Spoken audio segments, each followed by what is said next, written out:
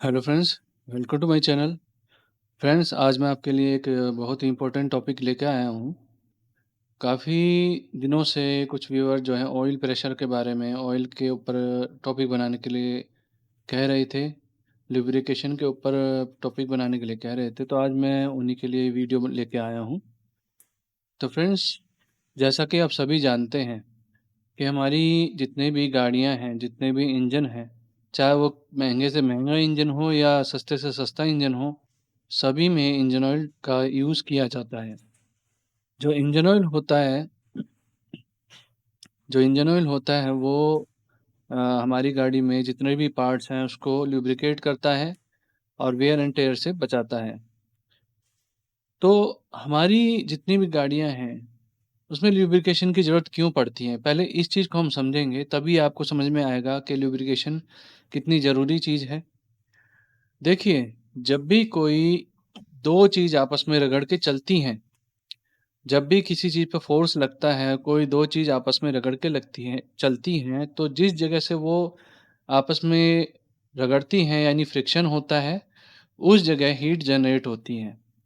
और जिस भी जगह पे अगर फ्रिक्शन होगी, वहाँ पे जो है वेयर एंड टेयर बहुत जल्दी होगा, हीट जनरेट होगी तो पार्ट्स मेल्ट हो सकते हैं। आप सभी जानते हैं कि हमारी जितनी भी गाड़ियाँ काफ़ी हाई आरपीएम पे चलती हैं, उसमें पार्ट्स काफ़ी हाई आरपीएम पे काफ़ी तेज़ी से एक-दूसरे के साथ फ्रिक्शन करते हैं।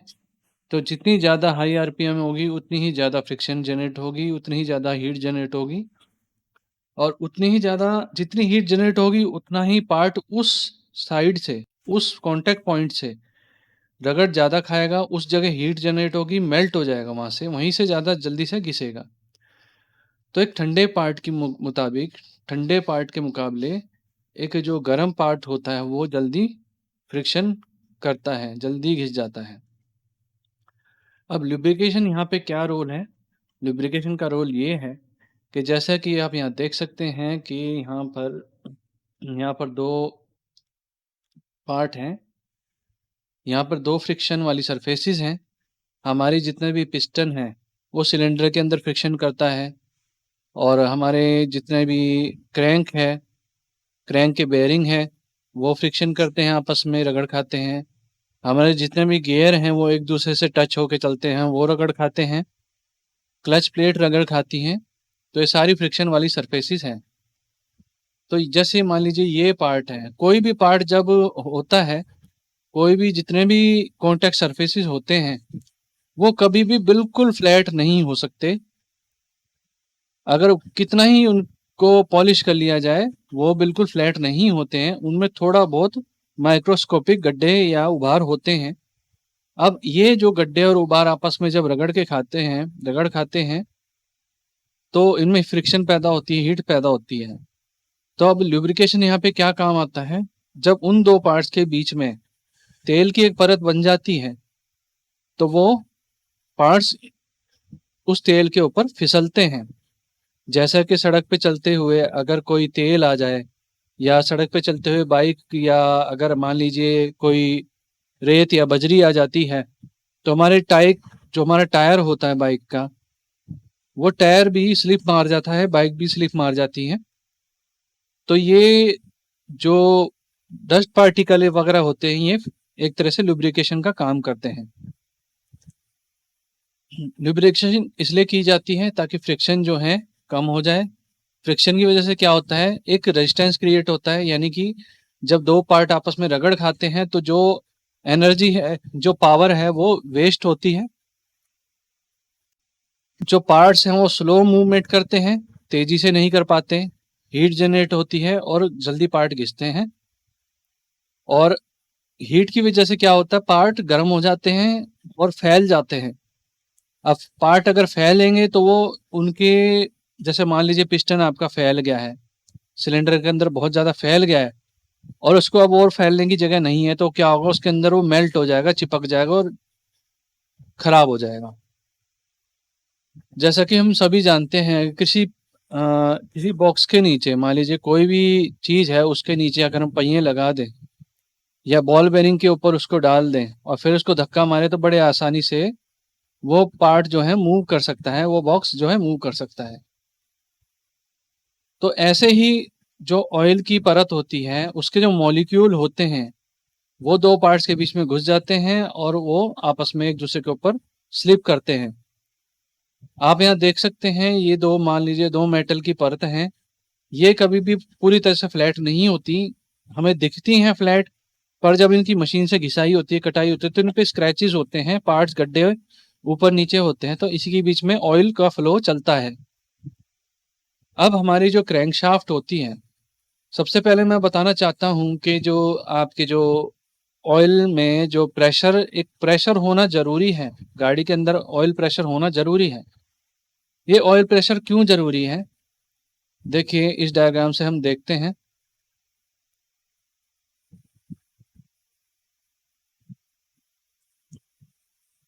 देखिए, सबसे पहले जो है ऑयल पंप जो होता है, वो ऑयल को उठाता है। यहाँ से आप देख सकते हैं, ऑयल पंप एक फ़िल्टर के थ्रू ऑयल को उठाता है और उसको फिर आगे डिस्ट्रीब्यूट करता है, अलग-अलग जगह पे डिस्ट्रीब्यूट करता है। तो अब ये आप देख पा रहे होंगे 2 जगह यहाँ डिस्ट्रीब्यूट हो रहा है, ये तेल जो है डिवाइड हो रहा है, 2 हिस्सों में बँट रहा है। एक हिस्सा तो आपका जा रहा है क्रैंकशाफ्ट के अंदर, ये आपकी क्रैंकशाफ्ट हो गई। और क्रैंकशाफ्ट के अंदर अगर आपने मेरी क्रैंकशाफ्ट वाली वीडियो देखी है पहले, तो आपको पता चल जाएगा कि क्रैंकशाफ्ट में किस तरह से ऑयल जो है आपकी कनेक्टिंग रोड को ल्यूब्रिकेट करता है। क्रैंकशाफ्ट के अंदर एक छेद होता है और वो छेद जो है आपके कनेक्टिंग रोड जहाँ टच होती है, वहाँ पे वो छेद खुला रहता है, जिसकी वजह से ल्यूब्रिकेशन लगातार होता रहता है।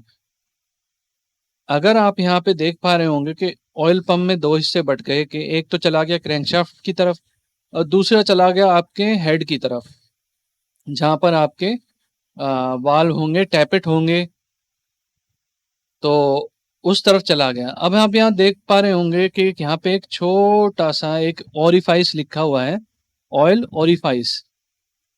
तो ये ऑयल ओरिफाइस क्या है? देखिए, मान लीजिए हमने 2 पाइप आपस में कनेक्ट किए हुए हैं।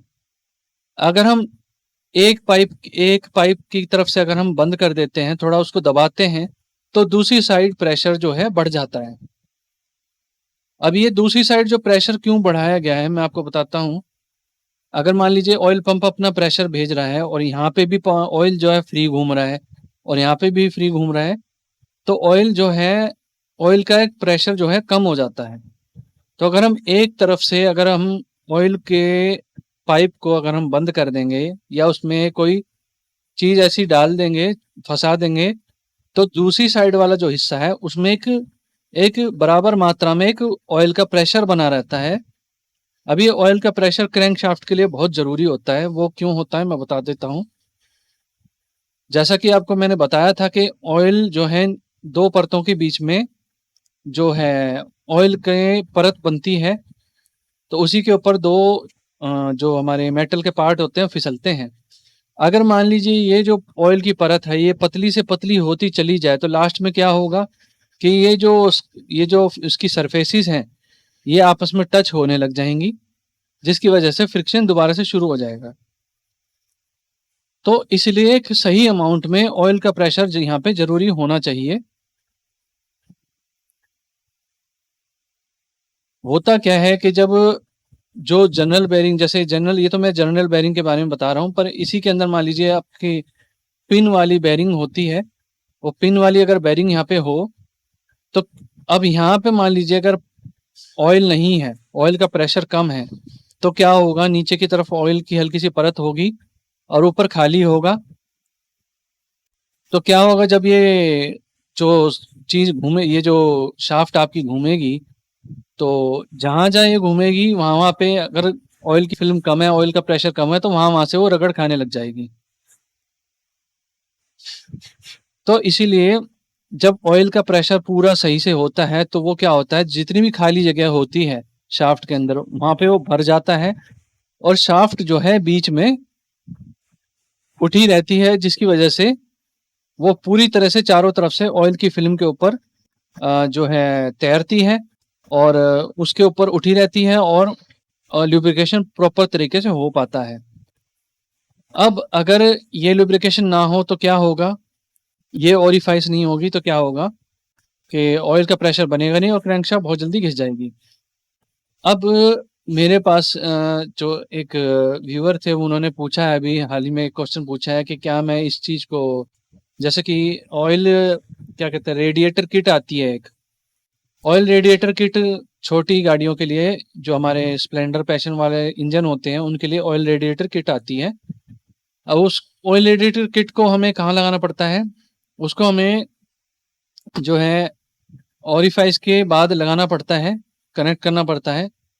अब अगर मान लीजिए ऑयल में प्रेशर कम है और तेल प्रॉपर रेडिएटर तक नहीं पहुंच पा रहा है, कम है और वापस कम आ रहा है, तो क्या होगा, नीचे फ्यूल पंप, ऑयल पंप में जो ऑयल का लेवल कम हो जाएगा और फिर यहाँ से ऑयल पहुंच नहीं पाएगा और जो क्रैंक शाफ्ट है आपकी सूखी चल जाएगी, सूखी चल जाएगी तो घिस जाएगी।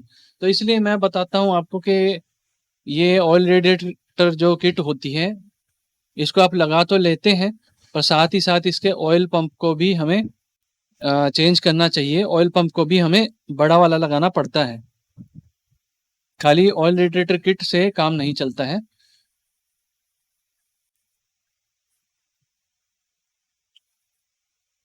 तो ऑयल जो है आपका पंप जो है खींचता है, वो कैसे खींचता है कि इसके अंदर एक इस तरह से टीथ बने होते हैं।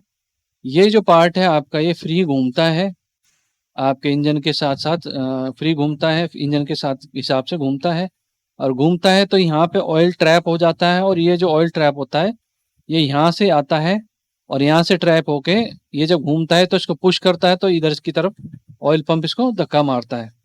तो फ्रेंड, जब भी कभी आप अपने पूरे इंजन का काम कराएं तो इस ऑयल पंप को जरूर चेंज कराएं, क्योंकि ये जो आप इतना सा हिस्सा देख पा रहे होंगे, ये जो आप गैप देख पा रहे होंगे, जब ये चीज मूव करती है तो ये ऑयल जो है ट्रैप होके ये ऑयल को धक्का मारती है। अगर ये गैप ज्यादा होगा, अगर ये गैप घिसने की वजह से ज्यादा हो गया होगा तो यहाँ से ऑयल जो है प्रॉपर तरीके से धक्का नहीं लग पाएगा और ऑयल जो है वापस बैक बैक चला जाएगा इस गैप की वजह से। अब गैप में जो प्रॉपर गैप नहीं होगा, धक्का नहीं लग पाएगा, तो ऑयल का प्रेशर भी प्रॉपर नहीं बन पाएगा। ऑयल का प्रेशर सही से नहीं बन पाएगा तो क्या होगा कि आपके जो इंजन ऑयल है, आपका जो इंजन ऑयल है वो बहुत जल्दी, क्रैंक जो है बहुत जल्दी घिस जाएगा क्योंकि प्रेशर नहीं होगा। तो ऑयल का फ्लो कैसे काम करता है, मैंने आपको बताया है कि क्रैंक शाफ्ट के अंदर जाता है, वहाँ से सिर्फ आपकी कनेक्टिंग रोड में वो ऑयल चलता है, बाकी जो क्लच की हाउसिंग में जाता नहीं है। ये आपका सेंट्रीफ्यूगल फिल्टर है जिसे हम क्या कहते हैं, सेंट्रीफ्यूगल फिल्टर है। पहले वो इसके अंदर जाता है ऑयल। अब इसके अंदर जाने के बाद क्या होता है, जिस तरह से हम वॉशिंग मशीन के अंदर कपड़े डालते हैं और वॉशिंग मशीन के अंदर कपड़े डाल देते हैं और वो जब वो ड्राई होती है, घूमती है, तो क्या होता है, कपड़े चारों तरफ चिपक जाते हैं, बीच में खाली हो जाता है और चारों तरफ कपड़े चिपके मिलते हैं हमें घूमने के बाद। तो ऐसे क्या होता है कि जो इंजन ऑयल के अंदर जो गंदे भारी कण होते हैं, पार्टिकल होते हैं, वो इस सेंट्रीफ्यूगल फिल्टर के अंदर जाते हैं और जब बहुत तेजी से ये घूमता है तो क्या होता है, भारी कण जो है वो बिल्कुल किनारों पे चिपक जाते हैं और जो साफ तेल होता है वो इस बीच वाले छेद से होता हुआ क्रैंकशाफ्ट के अंदर जाता है। तो इस तरह से सेंट्रीफ्यूगल फिल्टर को भी हमें खुलवा के अच्छे से बिल्कुल साफ करना चाहिए, बिल्कुल इसको चमकाना चाहिए जब भी आप इंजन का काम करवाएं। तो दो चीज हो गई, एक ऑयल पंप को हमें चेंज करना है, सेंट्रीफ्यूगल फिल्टर को भी हमें अच्छे से साफ करवाना चाहिए। सेंट्रीफ्यूगल फिल्टर को हम 5 या 6 सर्विस के बाद हमें इसे साफ करवाना चाहिए, क्योंकि इसके अंदर पार्टिकल जब भर जाते हैं तो गंदा तेल ही पास होने लगता है क्रैंकशाफ्ट के अंदर। जब भी हम इंजन का काम करवाएं या इंजन की सर्विस करवाएं तो 4-5 जब भी सर्विस होगी तो हमें इस ऑयल फिल्टर स्क्रीन को भी खोल के साफ कराना बहुत ज़रूरी होता है। या जब भी आप अपना क्लच का काम कराएं या जब भी क्लच जो आपकी रिपेयर हो, तो उस टाइम पर जो है आपको ऑयल फिल्टर की स्क्रीन यहाँ पे जाली होती है, उसको साफ करके चेक भी करना चाहिए कहीं कहीं ऐसा तो नहीं कोई पार्ट टूट के इसके अंदर फंसा हुआ है। इससे भी पता चल जाता है कि हमारे कहीं इंजन में कोई डैमेज तो नहीं है। तो किसी-किसी बाइक में यहाँ पे जो है आपका इंजन ऑयल जहाँ से निकालते हैं, उस नट के ऊपर मैग्नेट भी लगी होती है, तो उस मैग्नेट में भी पार्टिकल आपके लोहे वगैरह के पार्टिकल चिपक जाते हैं, जिससे कि हमें ये पता चलता है, ऑयल चेंज करते वक़्त ये पता चल जाता है कि कहीं कोई हमारा लोहे का पार्ट घिस के कोई घिस तो नहीं रहा है, कट तो नहीं रहा है, या कोई टूट तो नहीं गया इंजन के अंदर, जिससे कि हम इंजन को तुरंत उसी टाइम हम ट्रबल शूट कर सकें। कई बार क्या होता है, कोई बेरिंग चटक के टूट जाती है और वो बारीक पिस जाती है, और पिसने की वजह से वो इंजन ऑयल में आ जाती है और वो मैग्नेट पे चिपक जाती है। तो फ्रेंड्स, इस चीज़ का हमें ध्यान ज़रूर रखना चाहिए। अब जो इंजन ऑयल जब जो क्लच हमारी अगर डूब के चलती है, तो वो इतनी तेज़ी से घूमती है, तो सारे ऑयल को छिटकती है, चारों तरफ फैला देती है, और वो पिस्टन कुछ ऑयल की बूंदें भी पिस्टन के ऊपर गिरती हैं, जिससे उसमें लुब्रिकेशन बना रहता है। हालाँकि इसके अंदर कोई ऐसा चैनल नहीं होता जिससे कि ऑयल जो है इसके अंदर फ्लो कर सके। गाड़ियों में तो कुछ गाड़ियों में तो ये सिस्टम होता है कि ऑयल को इसके ऊपर पिस्टन पे मारा जाता है, नीचे से प्रेशर से मारा जाता है ताकि लुब्रिकेशन बना रहे, पर छोटी गाड़ियों में ये चीज़ नहीं होती है।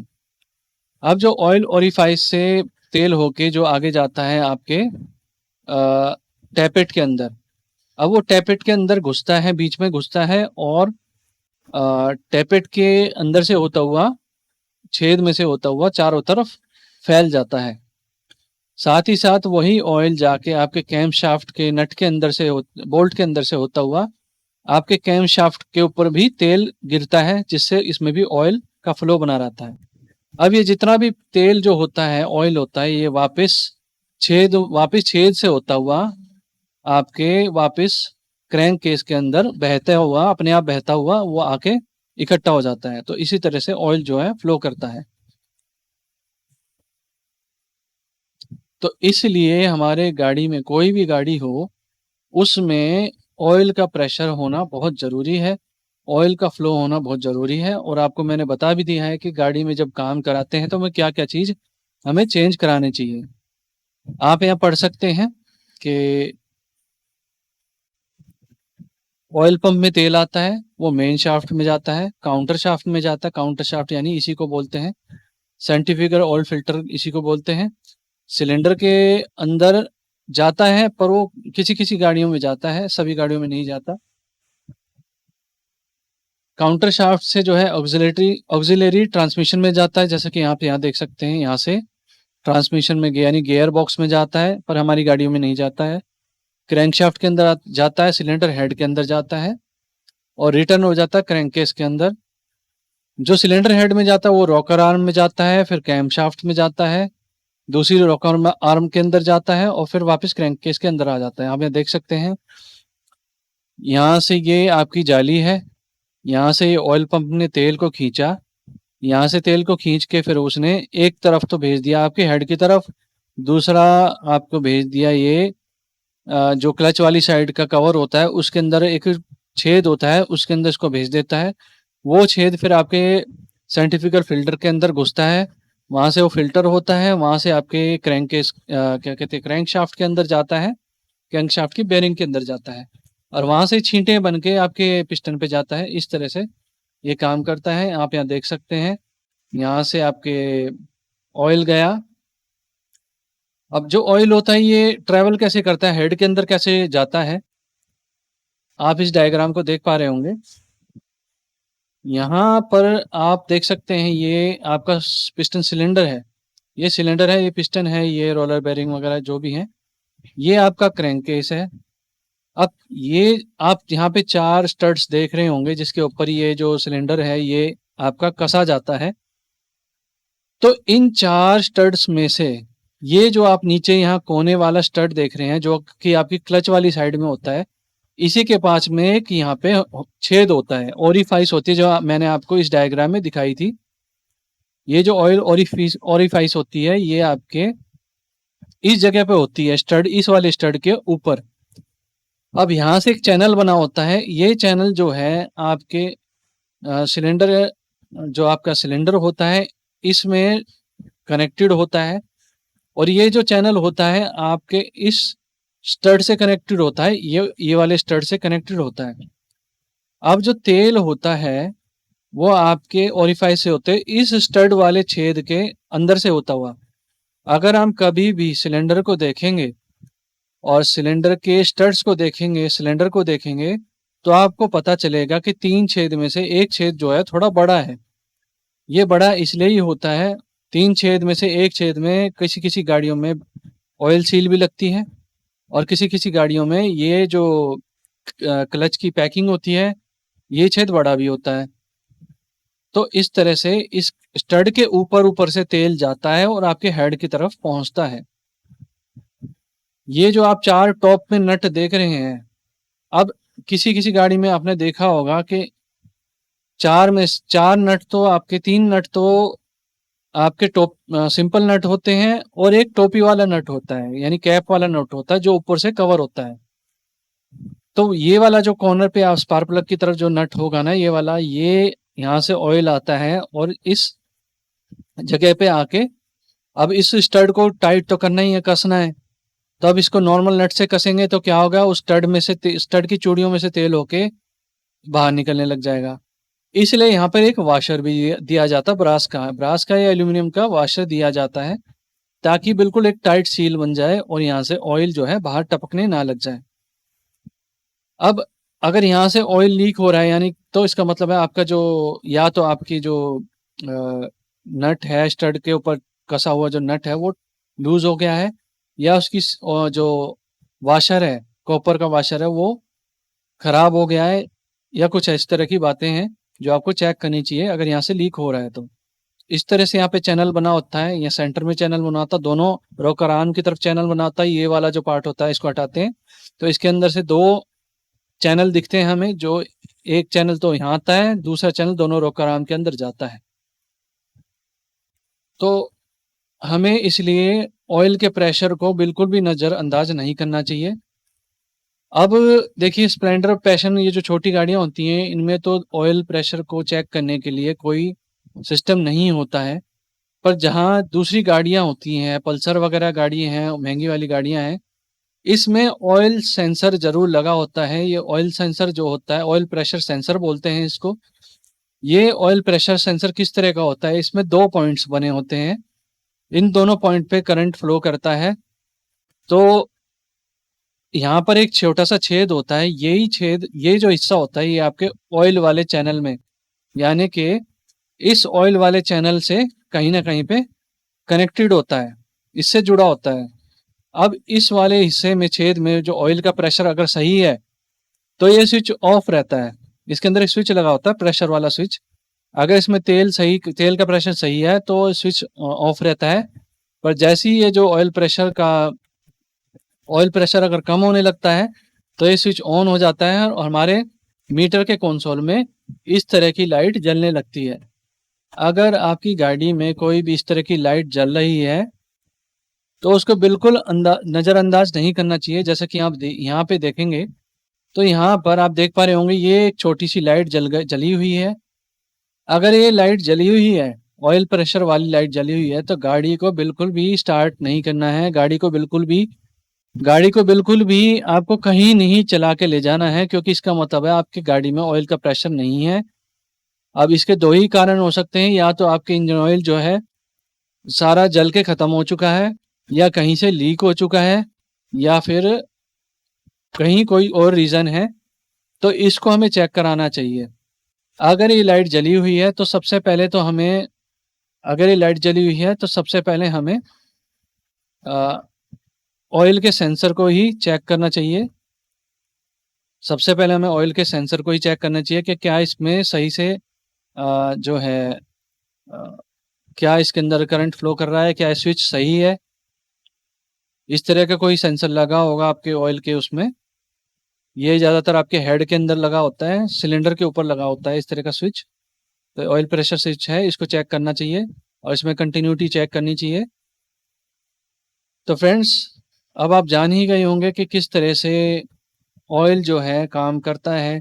ऑयल हमारी गाड़ियों में, ऑयल का फ्लो जो है किस तरह से बहता है, और क्यों हमारी गाड़ियों में हमें सबसे पहले ऑयल के प्रेशर पे या ऑयल के लेवल पे हमें ज़रूर ध्यान देना चाहिए।